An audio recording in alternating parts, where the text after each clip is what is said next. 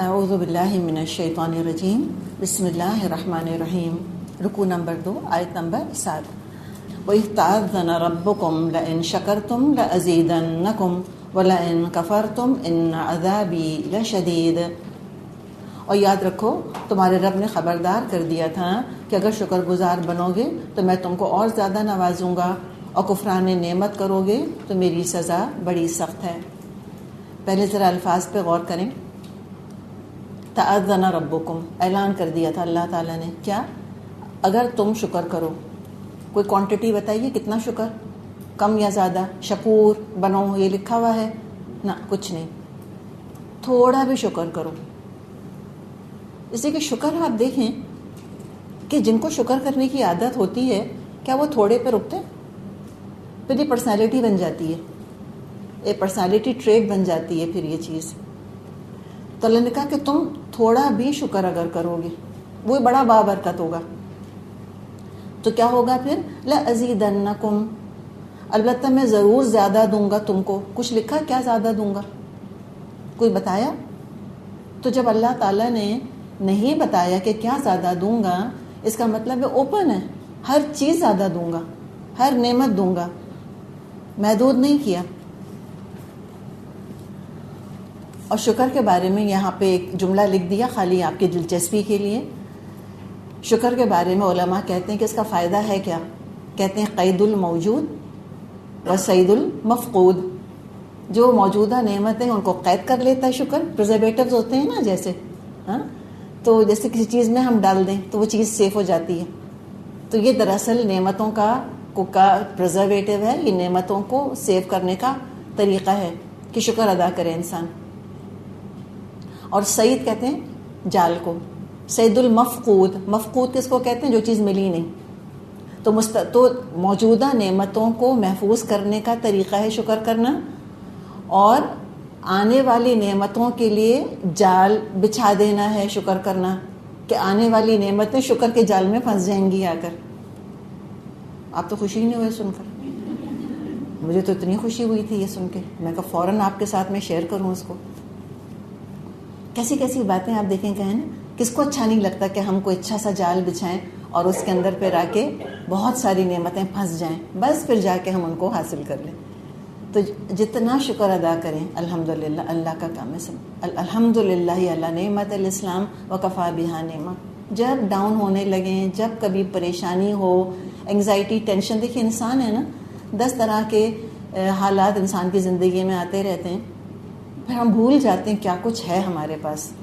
ہمیں صرف کیا یاد رہ جاتا ہے، کیا نہیں ہے ہمارے پاس. تو قرآن دراصل کیا کرتا ہے، ایک ہماری سالڈ پرسنالٹی بنانا چاہتا ہے. ڈیفالٹ پوزیشن کیا ہوتی ہے مومن کی؟ شکر گزار. نیچرلی اس پوزیشن پر آ جاتا ہے تھوڑی دیر کے بعد. جیسے ہم سب کا ماشاءاللہ ایک ڈیفالٹ وزن ہے، ہم بہت کوشش کرتے ہیں، محنت کر، فلاں ڈائٹ، فلاں تو کیٹو، تو فلاں ایٹکن ویٹکن کر کے کم ہوتا ہے. پھر کیا ہوتا ہے ماشاءاللہ تھوڑے دن کے بعد وہیں کھڑا ہو جاتا ہے جہاں سے چلا تھا. تو ہر ایک اچھا عادتیں ہماری ڈیفالٹ ہوتی ہیں. ہم اپنے آپ پہ زور ڈال کے اور مجبور کر کے ہم اپنے آپ کو رات کو جلدی سلانا شروع کرتے ہیں، صبح جلدی اٹھنا شروع کرتے ہیں. جہاں پریشر ہٹا ہم پھر وہیں آ کر بیٹھ جاتے ہیں. تو ڈیفالٹ پوزیشن ہر انسان کی ہوتی ہے. اور یہ صبح کا اٹھنا جلدی اور رات کا جلدی سونا بہت اچھی بات ہے، لیکن سب لوگ نہیں کر سکتے. اور وہ سائنٹسٹ ہمیں بتاتے ہیں کہ ہماری انٹرنل کلاک ہے ایک، اس کلاک کے حساب سے ہم کام کر رہے ہوتے ہیں. بعض لوگوں کی کلاک آگے پیچھے ہوئی بھی ہوتی ہے. تو کوئی بات نہیں، اس میں کوئی جہنم اور جنت کا مسئلہ نہیں ہے. تو یہ سمجھانا کیا ہے آپ کو کہ کچھ چیزیں نا ڈیفالٹ ہوتی ہیں، ٹھیک ہے نا، وہ وہیں آ کر بیٹھ جاتی ہیں. مومن کی یہ پوزیشن ہے زندگی کی کہ وہ انتہائی شکر کرنے والا ہوتا ہے، وہ یہیں آ کر بیٹھ جاتا ہے ہر تھوڑی دیر کے بعد. اور پھر وہ کنٹینٹ ہوتا ہے. ہم نے پیچھے پڑھا تھا نا، الا بذکر اللہ تطمئن القلوب، سورہ رعد کے اندر پڑھا تھا. تو ظاہر اطمینان کیا ہے؟ شکر گزاری سے.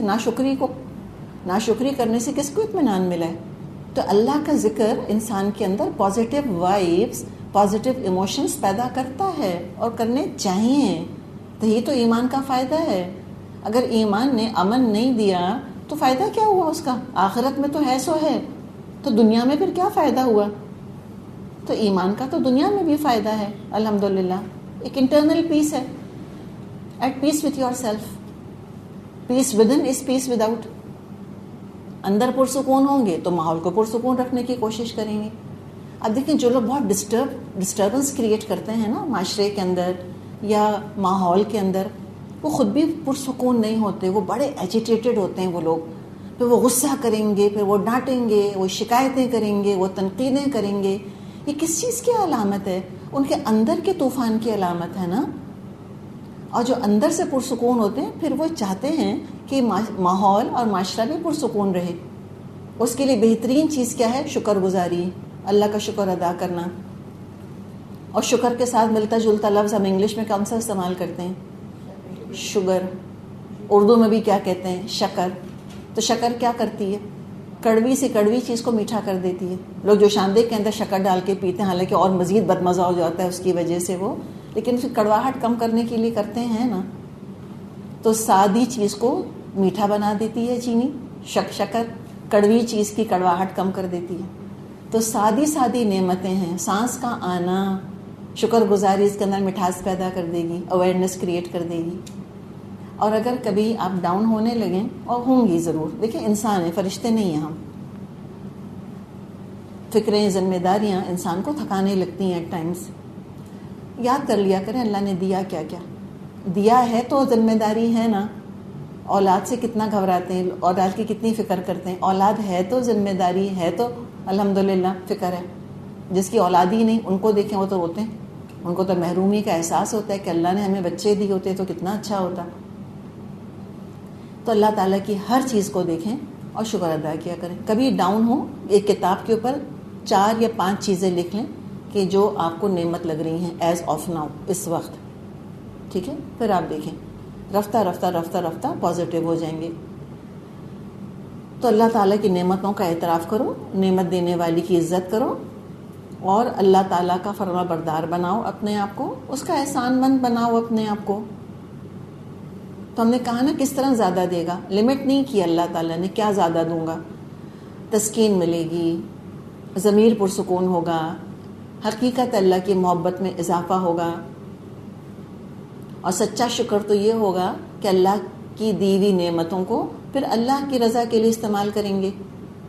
اور شکر گزاری تو جنت میں جائیں گے. کیا کہیں گے جنتی جنت میں جا کے؟ جنت ایک امیجن کریں, ایک ناشکرہ انسان اور ایک شکر گزار انسان, ان کی 2 شخصیتیں کیسی ہوتی ہیں؟ ایک جیسی نہیں ہو سکتی لوگوں کے لیے بھی.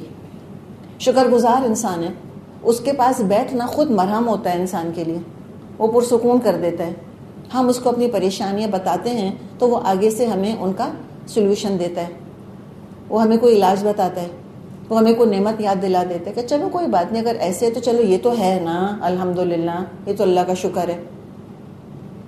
اور ناشکرہ انسان کیسا ہوتا ہے؟ ناشکر انسان کے پاس بیٹھ کے انسان کی طبیعت گھبرانے لگتی ہے. چلتی ہوا سے شکایت ہوتی ہے ایسے لوگوں کو, ہر چیز سے. کوئی کسی نعمت کا ذکر ہم کریں, وہ کوئی نہ کوئی ایک اس کے ساتھ کوئی پرابلم بیان کر دیں گے. ہم کہیں کہ وہ فلاں نے دیکھیں ہمیں کھانے پر بلایا, فلاں نے ہم سے بڑی محبت کی. ہم کہیں گے کہ پھپھی کتنا مجھ سے پیار کرتی تھیں, آگے سے جواب آئے گا ہاں تمہاری شادی میں تو لیکن نہیں آئی تھیں. لو جی, یہ کوئی طریقہ ہوتا ہے بات کرنے کا؟ تو ہر نعمت کے اندر کوئی ایسا اینگل تلاش کر لیتے ہیں جو اس نعمت کو دوسرے کے لیے بھی کرکرا کر کے رکھ دیتی ہے. تو بہت تکلیف دہ ہوتے ہیں ناشکرے لوگ, صرف اپنے لیے نہیں دوسروں کے لیے بھی. خود بھی اندر سے جلتے ہیں, کڑتے ہیں, اوروں کو بھی اپسیٹ کر کے رکھتے ہیں constantly. They keep people on the edge. مجھے اور آپ کو ایسا نہیں بننا, مجھے خود بھی پرسکون رہنا ہے, اور آپ کو اپنے آپ کو بھی پرسکون رکھنا ہے, دوسروں کو بھی انشاءاللہ تعالی. تو نعمتیں کوئی بیان کریں تو کوئی نہ کوئی کیڑا نہ نکالا کریں اس کے اندر. شکر ادا کریں اللہ کا. تو جنتی جب جنت میں جائیں گے تو ناشکرے جائیں گے کیا جنت میں؟ اگر ناشکرے جائیں گے تو اول تو جائیں گے ہی نہیں, اور جاتے تو کیا ہوتا, جا کے کہتے لو یہی ہے بس, ہم سے تو یہ کہا تھا, ہم سے تو یہ وعدے کیے تھے. نہیں, کیا کہیں گے؟ الحمدللہ الذی ہدانا لہذا. اللہ تیرا شکر ہے تو نے ہمیں ہدایت دے دی اس جگہ کی طرف. تو جنت حاصل کرنے کا طریقہ صبر اور شکر. اس کے بغیر کسی کو جنت نہیں ملے گی. ناشکری ناقدری ٹینشن پیدا کرتی ہے، صحت خراب ہوتی ہے، شکل کے اوپر تاثر آ جاتا ہے. باقاعدہ ناشکرے لوگوں کا ایک ٹینشن آ جاتا ہے شکل کے اوپر، شخصیت عیب دار ہو جاتی ہے، اللہ ناراض ہوتا ہے، نعمتیں بے برکت ہو کے رہ جاتی ہیں، کوئی چیز خوشی نہیں دیتی، جو ملا کم تھا، میں سے زیادہ کی قابل تھی، آئی ڈیزرو مور دین دس. ایک سینس آف انٹائٹلمنٹ آ جاتا ہے ناشکرے لوگوں کے اندر.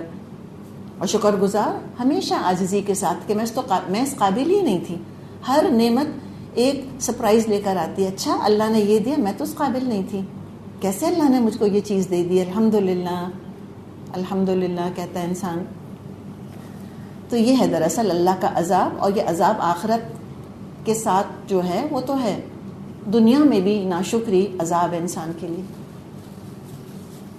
اور سب سے بڑی چیز شکر کے ساتھ جو آتی ہے نا، وہ قناعت آتی ہے، کنٹینٹمنٹ.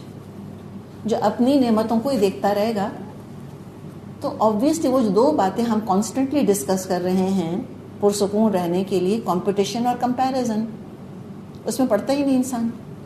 میرے پاس یہ اسکارف ہے، میں بہت خوش ہوں اپنے اس والے اسکارف سے، میں نے شکر ادا کیا اللہ کا کہ اللہ تو نے مجھ کو یہ اسکارف دیا، ابھی تک نہیں کیا تھا، ابھی خیال آیا. اب آپ کا اسکارف دیکھ کے مجھے کوئی حسرت اور envy نہیں ہوگی کہ ہاں ان کا دیکھو کتنا خوبصورت ہے، ان کا دیکھو سفید کتنا پیارا ہے، میں بدقسمت، میرے پاس تو یہی پرنٹڈ رہ گئے، میں تو نصیب ہی پھوٹ گئے، اس اسکارف کے علاوہ کوئی ملتا ہی نہیں ہے مجھ کو. یہ ہو سکتا ہے نا. تو اپنی نعمتوں پہ شکر ادا کریں، اپنی نعمتوں کے اوپر الحمدللہ.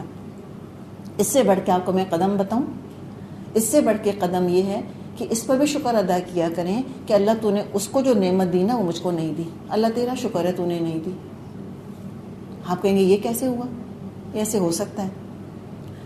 ہم کہیں کہ اللہ مجھ کو رسول کیوں نہیں بنایا، محمد کو تو اللہ تو نے رسول بنایا صلی اللہ علیہ وسلم، مجھے رسالت کیوں نہیں دی، اگر مل جاتی تو کیا حال ہوتا.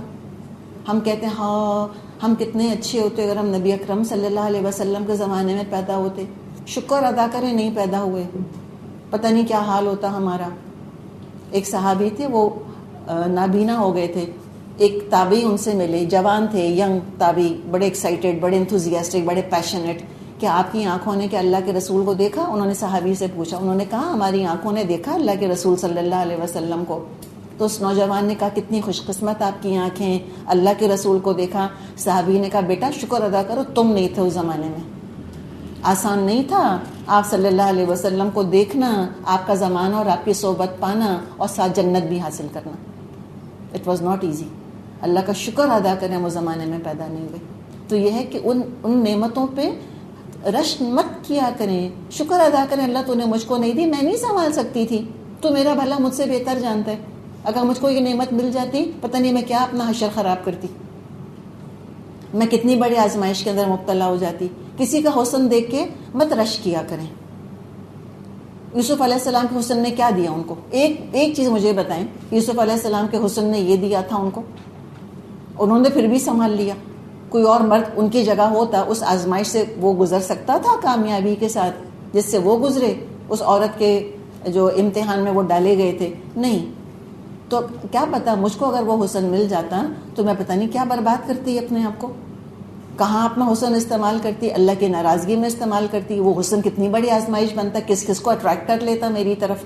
شکر ادا کرنا چاہیے اللہ کا، الحمدللہ جس حال میں اللہ رکھے. اللہ تعالیٰ تیرا لاکھ لاکھ شکر ہے، تو نے کچھ دیکھ کے اور تو نے اپنی حکمت کے ساتھ مجھ کو یہ نعمتیں دی ہیں جو مجھے برباد نہ کریں. ایک ہمارے گھر میں بہت عرصے پہلے ایک چھوٹا سا ہم نے امرود کا پودا لگایا تھا. ٹھیک ہے. اچھا اب امرود کا آپ کو پتہ ہے نا، امرود کا پھل تو اچھا خاصا بھاری ہوتا ہے اور وہ تھوڑا سا درخت بنتا ہے تو امرود لگتے ہیں اس کے اوپر. اب یہ پتہ نہیں کون سا تھا، کیا ویرائٹی تھی، اتنا سا پودا تھا، چھوٹا منا بالکل نازک سا، اس پہ اتنے بڑے بڑے امرود لگ گئے تھے. تو آپ کے بتائیں کیا ہوا ہوگا، گر پڑا ہوا نا. اس کے بعد دوبارہ نہیں کبھی امرود، نہ پودا اگا نہ کبھی اس طرح کے امرود لگے. تو بعض دفعہ یہ بڑی بھاری بھاری نعمتیں وقت سے پہلے بھی ہم مانگ رہے ہوتے ہیں اللہ تعالیٰ سے، اور ابھی ہم اس قابل ہوتے نہیں کہ ان نعمتوں کو سنبھال پائیں. تو شکر ادا کرنے کے لیے اپنے آپ سے باتیں کرنی ہوتی ہیں، خود کو سمجھانا ہوتا ہے الحمدللہ. اپنی نعمتوں کا شکر ادا کریں اور جو نعمت نہیں ملی اس کا شکر ادا کریں. اللہ تیرا شکر تو نے مجھ کو نہیں دیا یہ مقام یا یہ اعزاز، ورنہ کیا پتہ کتنی بڑی میرے لیے آزمائش بن جاتا. تو ہم نے دیکھا تھا نا بنی اسرائیل کا معاملہ کیا تھا آگے چل کر. تو موسیٰ علیہ السلام ان سے بات کر رہے ہیں. وقال موسیٰ، اور موسیٰ علیہ السلام نے کہا ان تکفروا انتم ومن فی الارض جمیعا فإن اللہ لغنی حمید، اگر تم کفر کرو اور زمین کے سارے رہنے والے بھی کافر ہو جائیں تو اللہ بے نیاز اور اپنی ذات میں خود محمود ہے. لیکن کفر کیسے آیا ہے؟ ان تکفروا، بغیر با کے آیا ہے. کفر جب بغیر با کے آتا ہے تو ناشکری کے معنوں میں آتا ہے. ناشکری دراصل ناقدری کی طرف لے جاتی ہے. تو کہا کہ ٹھیک ہے تم اگر کفر کرتے ہو تو کرتے رہو. اور اب کتنی نعمتوں کا کفران نعمت کیا ہے بنی اسرائیل نے، وہ تو ہم جانتے ہیں کہ stop complaining, for God sake stop complaining. اور یہ ہم پاکستانیوں کو سیکھنے کی ضرورت ہے. اللہ کا واسطہ شکوے، شکایتیں، تنقیدیں کرنا چھوڑیں اور کوئی کنسٹرکٹیو اور پازیٹیو کام کریں. تو اللہ کے رسول نے کہا کہ تم جتنے دنیا کے لوگ ہیں سب ناشکری کرتے رہیں. اللہ کا کیا بگڑتا ہے؟ مت شکر ادا کرو، اللہ تو غنی ہے، تمہارے شکر کی ضرورت تھوڑی ہے. تم حمد نہیں کرو گے، وہ تو خود حمید ہے، اپنی ذات میں خود محمود ہے. الم یاتکم نبأ الذین من قبلکم، کیا تمہیں ان قوموں کے حالات نہیں پہنچے جو تم سے پہلے گزر چکی؟ ابھی ناشکری کے نتائج بتائے جا رہے ہیں. اور یہاں پہ خاص جس نعمت کا ذکر ہے وہ کیا ہے؟ نعمت وحی، نعمت ہدایت، ٹھیک ہے، نعمت نور، اس کا ذکر آ رہا ہے. نعمت نبوت، اس کی ناشکری خاص الخاص، اس پر فوکس ہے اس وقت. الم یاتکم نبأ الذین من قبلکم، کیا تمہیں ان قوموں کے حالات نہیں پہنچے جو تم سے پہلے گزر چکی ہیں؟ قوم نوح و عاد و ثمود، قوم نوح، عاد اور سمود، والذین من بعدہم، اور ان کے بعد آنے والی بہت ساری قومیں، لا یعلمہم الا اللہ، جن کا شمار صرف اللہ ہی کو پتہ ہے. تو پتہ نہیں کتنی قومیں گزریں. کچھ کی تو تاریخ قرآن نے بتائی، کچھ کی تاریخ ہم کو مورخین نے بتائی، کچھ آرکیولوجسٹ نے، ماہرین آثار قدیمہ نے کچھ کھنڈرات جو ہے ان کو ڈسکور کیا، ان کے حالات معلوم کرے. کچھ لوگ اپنے کھنڈر چھوڑ گئے ہیں پیچھے، اللہ نے خود کہا ہے نا لا یرا الا مساکینہم. اور کچھ اللہ تعالیٰ بتا رہا ہے کہ ایسی قومیں گزری ہیں لا یعلمہم الا اللہ، جن کو اللہ کے سوا کوئی نہیں جانتا. تاریخ نے ایسا فراموش کیا ہے ان کو کأن لم یغنوا فیہا، جیسے کبھی بسے ہی نہیں تھے. نہ کھنڈرات، نہ تاریخ، نہ نام، نہ نشان، کوئی ٹریس نہیں، ایکسٹنکٹ. ڈائنوسارز کے بھی کم از کم ہڈیاں تو مل گئیں، ان کی تو ہڈیاں بھی نہیں ملیں کسی کو. ایسے لوگ تھے. اور یہ ایسے جو ایکسٹنکٹ ہوئے ہیں ان کا معاملہ کیا تھا؟ جاءتہم رسلہم بالبینات، ان کے پاس ان کے رسول روشن دلائل لے کر آئے تھے. ہمیں تو قرآن نے چند ہی رسولوں کے نام بتائے ہیں، لیکن ٹوٹل جو حدیث میں آتے 1,24,000 انبیاء اللہ تعالیٰ نے بھیجے، سب کے نام نہیں پتہ. جب قومیں ہی معدوم ہو گئیں، ایکسٹنکٹ ہو گئیں، تو رسولوں کے نام بھی اللہ نے نہیں بتائے. بیکاز رسول کے نام کے ساتھ تو قوم کا نام پرزرو ہوتا، محفوظ رہتا. رسولوں کے نام بھی اللہ نے نہیں بتائے. کون کون تھے اللہ جانے. ان کے پاس ان کے رسول آئے، روشن دلائل لے کر آئے، پتہ نہیں کیا کیا معجزات لے کر آئے ہوں گے. فردوا ایدیہم فی افواہہم، انہوں نے اپنے منہ میں ہاتھ دبا لیے. وقالوا انا کفرنا بما ارسلتم به وانا لفی شک مما تدعوننا الیہ مریب، اور کہا جس پیغام کے ساتھ تم بھیجے گئے ہو ہم اس کو نہیں مانتے، اور جس چیز کی تم ہمیں دعوت دیتے ہو اس کی طرف سے ہم سخت بے چین کرنے والے شک میں پڑے ہوئے ہیں. تو یہ اللہ تعالیٰ نے بتایا کہ ان کے رسول ان کے پاس جب پیغام لے کر آئے تو تعجب سے انہوں نے اپنے ہاتھ منہ پہ رکھ لیے. جب بہت حیرت ہوتی ہے، ایک دم ایک ریئیکشن ہوتا ہے نا، ایسے کر لیتا ہے انسان، اپنے ہاتھ اپنے منہ پہ رکھ لیتا ہے. یا منہ پہ ہاتھ رکھنے سے مطلب یہ بھی ہو سکتا ہے کہ اپنے غصے سے انگلیاں چبا لی انہوں نے، ادوها ناملہم، یا یہ کہ منہ پر انگلی رکھ کر رسولوں سے کہا بس چپ ہو جاؤ، یہ بھی تو کرتے ہیں نا، کہتے ہیں بس ایسے کیا جاتا ہے، منہ پہ ہاتھ رکھ لی، انگلیاں رکھ لی منہ کے اوپر کہ بس چپ، نو مور، انف از انف، ایک بات نہیں کرنا اب ہم سے، تم خبردار تم بولے، یہ طریقہ۔ تو ایک تصویر اللہ تعالیٰ نے ان کی بیزاری کی، نفرت کی، ریولژن کی اور بے یقینی کی اللہ تعالیٰ نے کیفیت بیان کی ہے، فردوا ایدیہم فی افواہہم کہہ کر، اور صاف انہوں نے کہہ دیا کہ جو کچھ تم لے کر آئے ہو ہم تو اس کو نہیں مانتے، لیکن چلو کم از کم نہ مان کے خوش تو رہتے، یہ بھی نصیب نہ ہوا ان کو، بے چین ہی رہے، نہ توحید پر دل ٹھکا نہ شرک کے لیے دل کھلا، اپنے کفر کے بارے میں شک میں مبتلا ہو گئے کہ ہم جو کر رہے ہیں پتہ نہیں ٹھیک کر رہے ہیں کہ نہیں کر رہے، تو یہاں بھی چین نہیں وہاں بھی چین نہیں، اِنَّا لَفِي شَكٍّ مِّمَّا تَدْعُونَنَا إِلَيْهِ مُرِيبٍ، تم جس چیز کی طرف ہم کو دعوت دے رہے ہو ہم تو بے چین کرنے والے شک میں مبتلا ہو گئے ہیں۔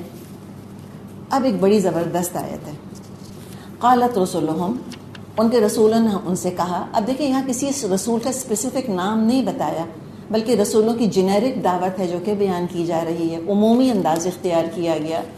قالت رسولہم، وہ جتنے بھی قومیں تھیں جنہوں نے کہا ہمیں تو بڑا شک پڑا ہوا ہے، ہم تو بڑے بے چین ہیں، ہم تو بڑے اپسیٹ ہیں، ہم تو بڑے ڈسٹربڈ ہیں، تو ان کے رسولوں نے بس ان کی ساری ڈسٹربنس دور کرنے کے لیے ایک بات ان سے کہی، ریٹرن ٹو یور نیچر۔ اف اللہ شکن، کیا اللہ کے بارے میں شک ہے؟ فاطر السماوات والارض، پیدا کرنے والا آسمانوں اور زمین کا۔ سارے بیرونی دلائل ایک طرف، قرآن کو، معجزوں کو، آسمان زمین کے اندر جو نشانیاں موجود ہیں سب کو ایک طرف رکھ دو، ان فی اختلاف اللیل والنہار، اس کو تم ایک طرف رکھ دو، آسمان اور زمین کے اندر جو کچھ ہے اس کو تم ایک طرف رکھ دو، کسی انسان کی بات نہیں سنو۔ صرف کیا کہا، اگر آج ہم بات کریں کیا کہا جا رہا ہے؟ Return to your origin, return to your own nature. اپنی فطرت میں جھانکو، اپنے آپ سے سچ پوچھو، کیا واقعی تم سمجھتے ہو کہ اللہ کے وجود میں، اللہ کی وحدانیت میں، اللہ کی حکمت اور قدرت میں تم کو شک ہے؟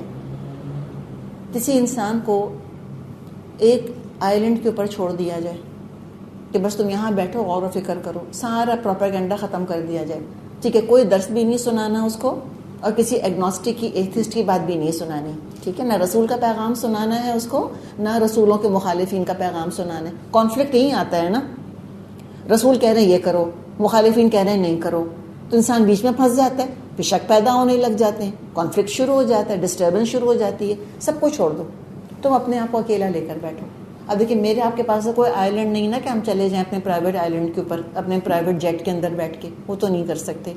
تو ایک اپنا آئلینڈ ہم دنیا میں بنا سکتے ہیں اپنے گھر کے اندر، سیل فون بند کر کے، ساری دوسری ڈسٹربنس آؤٹ سائڈ سورسز بند کر کے اپنے آپ سے پوچھیں کہ کیا واقعی میری فطرت مجھ سے کہہ رہی ہے کہ اللہ کا وجود نہیں ہے؟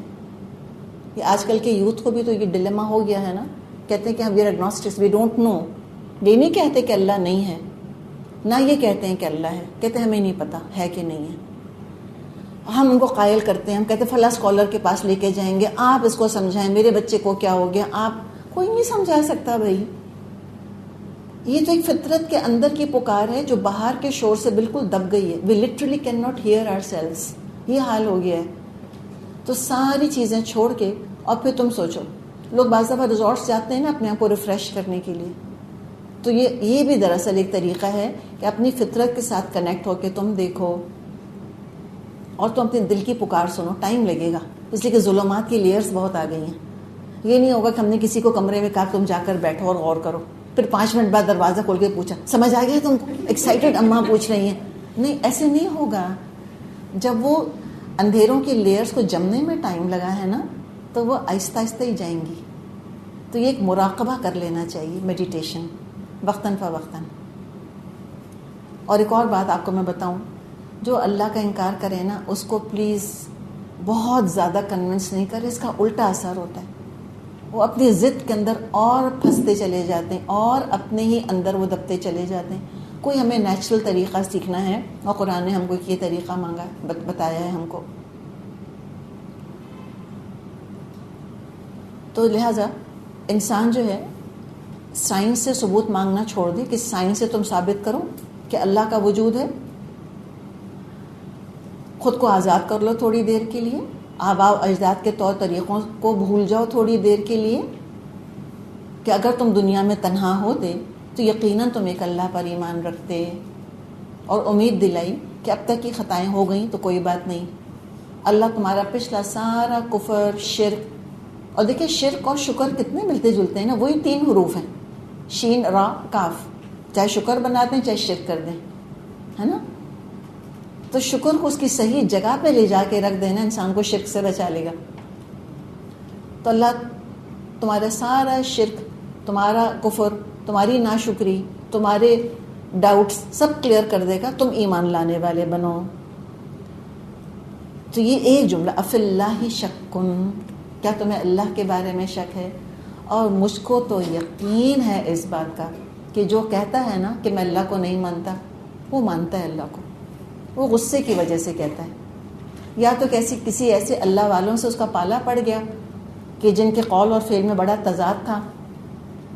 نعوذ باللہ، اگر کوئی کسی ریلیجس، اپیرنٹلی ریلیجس انسان کے ہاتھوں کوئی ابیوز ہوا، اگر مینٹل یا فزیکل، سوچیں اس کے اندر کیا بٹرنس ہوگی.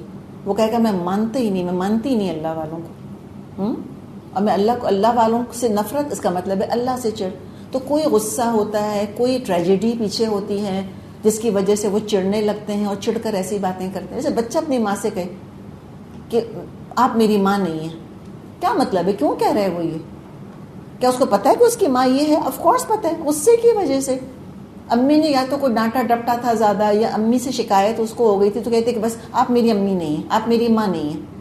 یہ بالکل یہی طریقہ ہے کہنا کہ نہیں اللہ نہیں ہے، اللہ کا وجود نہیں ہے. یا کوئی ضد چڑھ جاتی ہے، آباء و اجداد عجیب عجیب باتیں کرتے چلے آئے، کوئی ماحول ایسا، کوئی صحبت ایسی مل جاتی ہے، سوڈ انٹلیکچوئلز بن جاتے ہیں، تو یہ سارے مسئلے شروع ہو جاتے ہیں. تو سمپل انسان اپنے آپ کو دیکھے کہ اللہ کے وجود میں کوئی شک نہیں. اور مجھے یقین ہے کہ کوئی دنیا میں ایتھسٹ نہیں ہو سکتا، ہو ہی نہیں سکتا. It is not natural.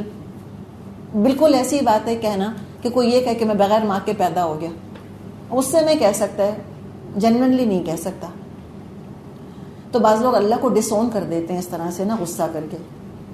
تو نہیں، اللہ کے بارے میں کسی کو شک نہیں. فاطر السماوات والارض، اسی نے پیدا کیا آسمان اور زمین کو. یدعوکم، دیکھو وہ بلا رہا ہے تم کو. اتنا پیارا انداز ہے، اللہ پکارتا ہے تمہیں، اللہ مدعو کر رہا ہے، اللہ انوائٹ کرتا ہے تم کو. کیوں؟ سزا دینے کے لیے، پٹائی ٹھکائی کرنے کے لیے نہیں، بدلہ لینے کے لیے نہیں، اکاؤنٹیبلٹی کے لیے کہ تم نے کیسے انکار کیا، اب تمہیں مزہ چکھاؤں گا میں. ہاؤ ڈیئر یو سے that I am not present. نہیں، لیغفر لکم من ذنوبکم، تاکہ وہ تمہارے بعض گناہ معاف کر دے، اس لیے بلا رہا ہے. سارا اللہ تمہارا پچھلا شرک معاف کر دے گا، تم توبہ کرنے والے تو بنو. اور من ذنوبکم کیوں کہا؟ یہ حقیقت ہے کہ جو لوگ اللہ کو نہیں مانتے پھر وہ خود بھی بڑے ظالم ہو جاتے ہیں، وہ بھی انسانوں کے حقوق تلف کرنے لگتے ہیں. تو ظاہر حقوق العباد تو خود انسان ہی معاف کریں گے نا، ان کا کمپنسیشن کا طریقہ تو ڈیفرنٹ ہے.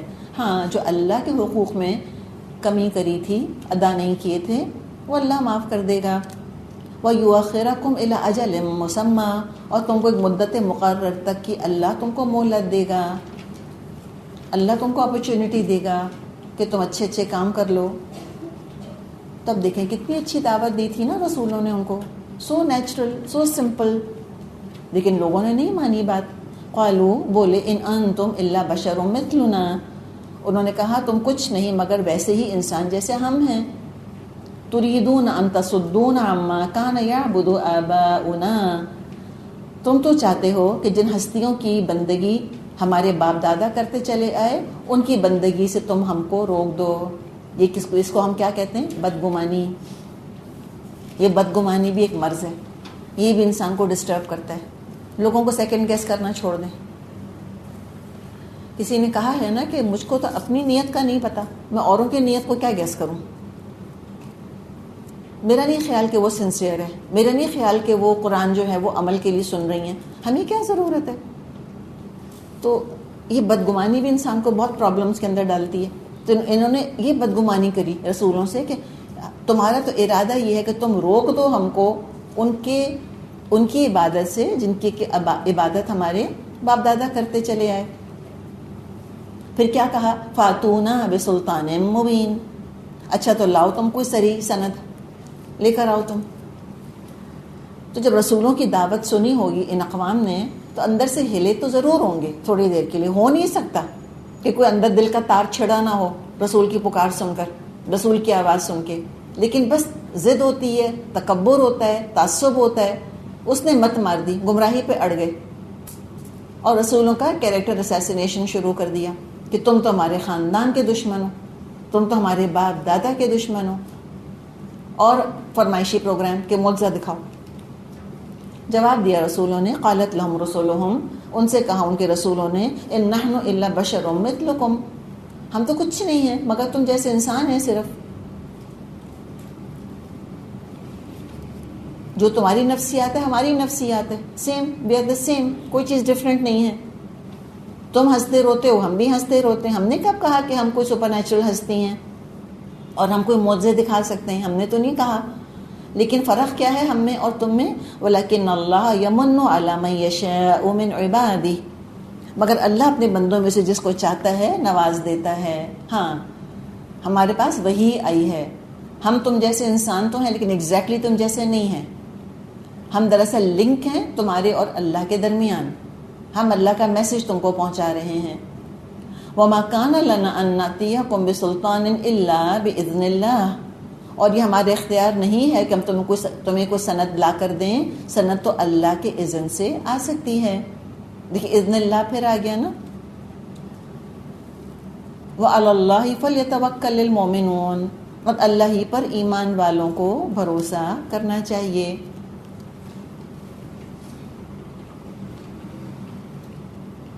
تو بہرحال یہ انہوں نے ان سے بات کہی کہ دیکھو ہم تم جیسے انسان ہیں، کوئی ہمارا اتنا خاص فرق نہیں ہے. اللہ نے ہم پر احسان کیا کہ اللہ نے ہمیں ہدایت دے دی، اللہ نے وہی ہم پر نازل کر دی. مثال کے طور پہ اگر یہ جو بات یہاں پر اللہ نے جنیرک انداز میں فرمائی ہے، ابراہیم علیہ السلام اگر آ کر مشرکین مکہ سے بات کرتے تو وہ کیا کہتے کہ ان نحن الا بشر مثلکم، لیکن ہم تم جیسے ہی انسان ہیں. ابراہیم علیہ السلام کے والد کون تھے؟ موحد تھے کہ مشرک تھے؟ مشرک تھے. تو وہ یہ کہیں گے کہ دیکھو میرے بھی باپ دادا شرک پر اڑے ہوئے تھے اور تمہارے باپ دادا بھی شرک پر تھے، لیکن میں نے سوچا سمجھا اور اپنے باپ دادا کا طریقہ چھوڑ دیا. تو تم بھی سوچو گے سمجھو گے تو باپ دادا کا طریقہ چھوڑ دو گے. ہم بھی تو صحیح غلط میں فرق کر رہے ہیں، اپنی فطرت کی روشنی میں ہم بھی سیدھا راستہ دیکھ رہے ہیں. آخر جب ہم کر سکتے ہیں تم بھی کر سکتے ہو، تمہیں جیسے انسان ہم بھی تو ہیں. اور جو رسول کھڑے ہوتے ہوں گے، ہم نے ابراہیم علیہ السلام کی مثال لی، سپوزنگ کوئی اور رسول جب کھڑے ہوتے ہوں گے تو ان کے بھی باپ دادا ایسے ہی ہوتے ہوں گے نا، مشرک ہی ہوتے ہوں گے. تو ان کا بھی ہم بھی تو آخر حق قبول کر رہے ہیں، تم کیوں نہیں کر سکتے؟ اور یہ بھی کبھی دعویٰ نہیں کیا ہم نے کہ معجزہ دکھائیں گے. اللہ چاہے گا تو دکھائے گا، نہیں چاہے گا تو نہیں دکھائے گا. ہم تو اللہ کے علم، اللہ کی حکمت پر پورا بھروسہ کرتے ہیں. ہم صبر شکر کرنے کو پوری طرح تیار ہیں. اللہ فلیتوکل المؤمنون، اللہ ہی پر توکل کرتے ہیں مومن. وما لنا اللہ نتوکل علی اللہ، اور کیا ہو گیا ہم کو، آخر کیوں نہ توکل کریں ہم اللہ پر. وقد ہدانا سبلنا، جبکہ اللہ نے زندگی کے راہوں میں ہماری رہنمائی کی ہے، اللہ نے ہمیں ہدایت دی ہے. اور سبل کہا، دیکھیں سبیل نہیں کہا. دیکھیں ابھی جو راستہ ہے نا صراط مستقیم، اس میں کئی مقامات پر کئی دو راہے چوراہے آتے ہیں، کئی راؤنڈ اباؤٹس آتے ہیں. انسان وہاں کھڑا ہو جاتا ہے جا کر، اب میں کیا کروں، ہے نا. تو پھر اللہ تعالیٰ ہدایت دیتا ہے. اللہ سے جب مانگتے ہیں اہدنا الصراط المستقیم، اللہ ہدایت دیتا ہے کہ تم کو یہ کام کرنا چاہیے، ایسے کرنا چاہیے. تو کہ اللہ نے اپنے راستوں کی ہدایت دی. ایک تو یہ کہ اللہ کانسٹنٹ صراط مستقیم کی ہدایت دے رہا ہے، اور پھر زندگی کے بہت سے ڈفرینٹ معاملات ہیں. جس میں ہمیں ہدایت چاہیے. اجتماعی بھی ہیں، انفرادی بھی ہیں. ٹھیک ہے نا؟ کیا بولوں کیا نہیں بولوں، کیسے کمائیں، رشتے کیسے نبھائیں، توازن اور بیلنس کیسے رکھیں. تو قدم قدم پہ انسان کو جو ہے وہ مختلف اینگل سے ہدایت چاہیے ہوتی ہے. تو اللہ ہر جگہ ہمیں ہدایت دے رہا ہے. وَلَنَصْبِرَنَّ عَلَىٰ مَا آذَيْتُمُونَا، جو اذیتیں تم ہم کو دے رہے ہو ان پر ہم صبر کریں گے. جو ذہنی یا جذباتی یا جسمانی تکلیف تم پہنچا رہے ہو ہم کو یا پہنچاؤ گے، اس پر ہم صبر کریں گے. تو ایمان کا ایک اور پھل کیا دیکھا ہم نے؟ قوت برداشت. مضبوط شخصیت کے لیے قوت برداشت بہت ضروری ہے. ذرا سی چیز میں اچھل کے چھت کو نہیں لگتا مومن. ہائے میرے ساتھ ہی کیا ہو گیا. بعض تو مچھر کاٹنے پر اتنا شور مچاتے ہیں، ایک ایک کو جا کے دکھائیں گے، یہ دیکھو یہ دیکھو. ہمیں نہیں دیکھنا، ہمیں نہیں انٹرسٹ کہ مچھر نے کہاں کاٹا ہے آپ کو. میرا ہاتھ کٹ گیا، یہ دیکھو یہ دیکھو میرا ہاتھ کٹ گیا. ہمیں نہیں دیکھنا، نہ دکھانے کی ضرورت ہے. کیا کرنا چاہیے آپ کا ہاتھ کٹ گیا اگر کام کرتے کرتے؟ بھائی کچن میں ہے تو تھوڑا سا اس کے اوپر چینی ڈال دیں، نمک مت ڈالیے گا، وہ تکلیف زیادہ ہوگی. کبھی ایکسپیریمنٹ کیا آپ نے؟ اگر کوئی کٹ گیا ہاتھ تو فوراً وہاں پہ آپ چینی ڈال دیں، وہ ایک دم خون رک جاتا ہے. یا ٹوتھ پیسٹ ہے تو ٹوتھ پیسٹ لگا دیں. جل گیا ہے اگر ہاتھ تو 10 چیزیں ہو سکتی ہیں نا. مرہم پٹی کر لیں. پہلے ساری دنیا کو دکھائیں گے تو یہ تو کوئی صبر نہ ہوا. تو کہا کہ ہم تو ضرور لنصبرن، ریزولو دیکھیں کہ ہر طرح کا صبر ہم کریں گے، ہر بڑی سے بڑی تکلیف کے اوپر ہم صبر کریں گے. یہ ہوتی ہے پختہ شخصیت. وَعَلَى اللَّهِ فَلْيَتَوَكَّلِ الْمُؤْمِنُونَ، اور اللہ ہی پر وَعَلَى اللَّهِ فَلْيَتَوَكَّلِ الْمُتَوَكِّلُونَ، اور بھروسہ کرنے والوں کا بھروسہ اللہ ہی پر ہوتا ہے. اوپر کیا تھا؟ مومنون، یہاں کیا کہا؟ متوکلون. یعنی کہ مزید انسان کی شخصیت کے اندر پختگی ہے. ایمان کا لازمی نتیجہ، مومن ہونے کا لازمی نتیجہ انسان متوکل بن جائے گا. جو ہوا میری بہتری ہے اس کے اندر. یہ مشکل جو آئی ہے مجھے کچھ سکھا رہی ہے. یہ ہم سورہ یوسف میں بار بار یہ سبق سیکھ چکے ہیں. مشکلات کو دیکھ کر سوچنا ہاں میرے گناہوں کی سزا ہے، میں تو ہوں ہی اس قابل، یہ تو کبھی ٹھیک ہی نہیں ہوگا معاملہ، میں نہیں ڈیل کر سکتی. ایسے نہیں کہنا چاہیے. اور ہم یہ کرتے ہیں جب مشکل ہم پہ پڑتی ہے نا، ہم کہتے ہیں میرے گناہوں کی سزا ہے. تو کہتے ہیں نا مرے کو 100 درے، کہ پہلے ہی ڈاؤن ہوئے میں اور اپنے آپ کو ڈاؤن کریں. بھائی ٹھیک ہے، ہو سکتا ہے گناہوں کی کوئی سزا ہے، وہ اپنی جگہ ہے فیکٹ. مجھے سیکھنا کیا ہے، مجھے بہتر کیسے ہونا ہے اس مشکل کی وجہ سے، وہ ہے دراصل جس پہ مومن فوکس کرتا ہے. اور جو اللہ کی طرف سے آیا وہ ہم نے الحمدللہ قبول کر لیا.